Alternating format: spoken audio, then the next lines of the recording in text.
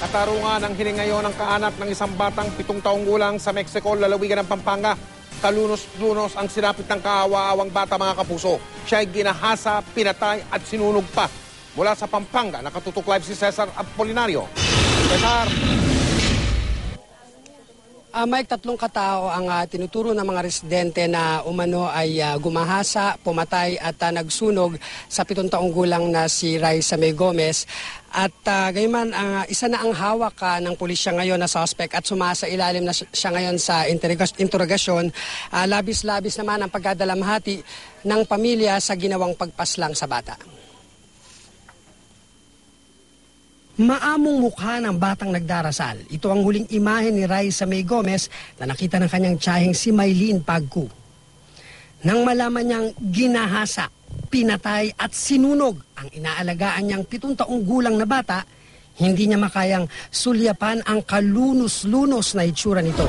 Nakita ng lola ng biktima ang bangkay sa isang bakanting lote sa likod ng kanilang compound sa barangay Tangle, Mexico, Pampanga. Mas maganda na po yung maalala ko na lang po yung magandang mukha niya.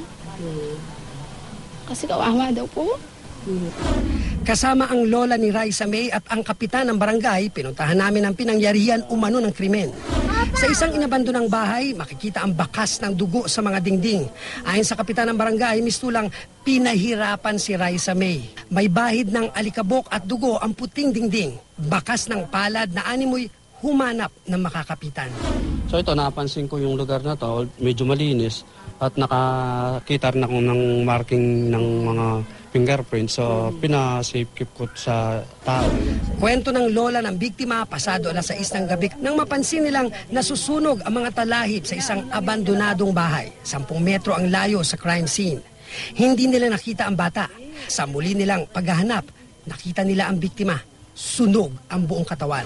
Doon sa may hukay sa'yo tinapon eh. Wala na, patay na. Anong itsura ng bata? Nakaganon eh. Pati yung paa, kung paano yung kamay na nakasalampak na ganyan, ganyan din yung paa.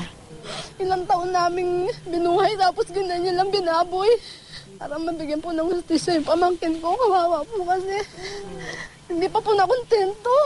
Nirape na po tapos sinunog pa. Isang lalaki nang inimbitahan ng pulisya para sa investigasyon. Hindi pa rin tukoy ng pulisya ang pagkakakilanlan ng mga suspect.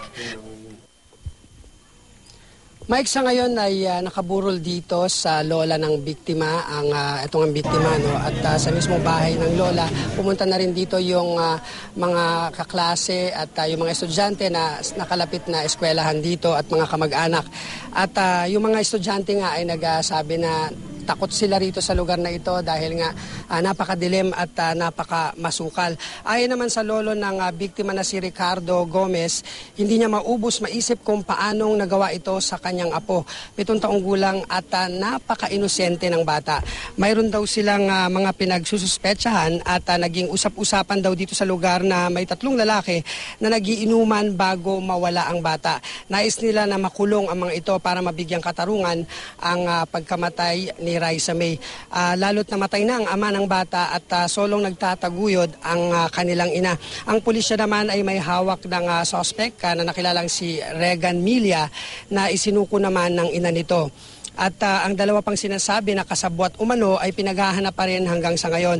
Pasado 6:00 naman kanina ay nagtirik ng kandila ang mga kaanak at mga estudyanteng nakiramay sa mismong lugar kung saan natagpo ang patay ang bata. Hiling nila na maibalik ang bitay lalo na ngayong mismong mga bata rito ay hindi ligtas sa mga masasamang loob. Ang problema na lang nila ngayon, Mike, ay yung gagastusin kapag inilibing na itong si Raisa May dahil nga itinataguyod lang ng kanyang ina. Solong-solo lang.